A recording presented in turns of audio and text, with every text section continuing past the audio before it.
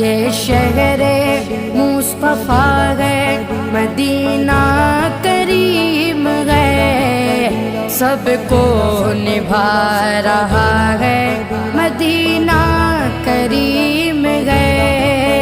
क्यों ना करीम हो ये कि आका करीम का, क्यों ना करीम हो ये कि आका करीम का।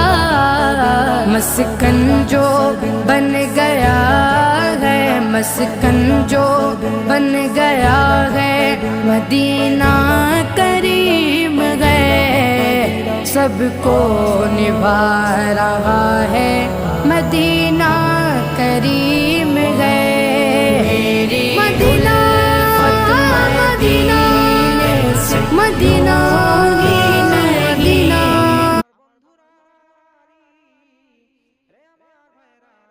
যদি আপনি আল্লাহর দরবারে শুকরিয়া আদায় করেন, আল্লাহ পাক রব্বুল আলামিন আপনার নিয়ামত রাজি আরো বাড়িয়ে দিবেন। আল্লাহ তাআলা কোরআনুল কারীমের মধ্যে বলেছেন, একবার জবান খুলে বলুন আল্লাহু আকবার। লা ইন শাকারতুম লাযীদান্নাকুম ওয়া লা ইন কাফারতুম ওয়া লা ইন কাফারতুম ইন্না আযাবী লাশাদীদ।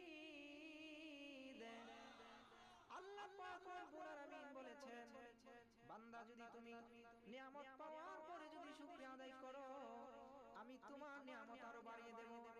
ওয়ালা ইন কাফারতুম ইন্না আযাবী লাশাদীদ।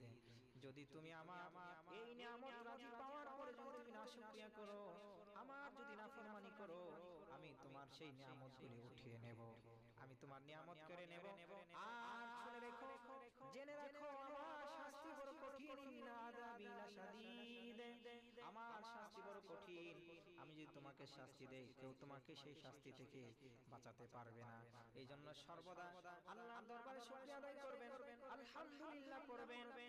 আল্লাহ নবী বলেন, আল্লাহর কোন বান্দা যদি আল্লাহর কাছে শুকরিয়া আদায় করে আর এই আলহামদুলিল্লাহ শব্দ যদি উচ্চারণ করে, আলহামদুলিল্লাহ শব্দের ভিতরে 8টি হরফ রয়েছে।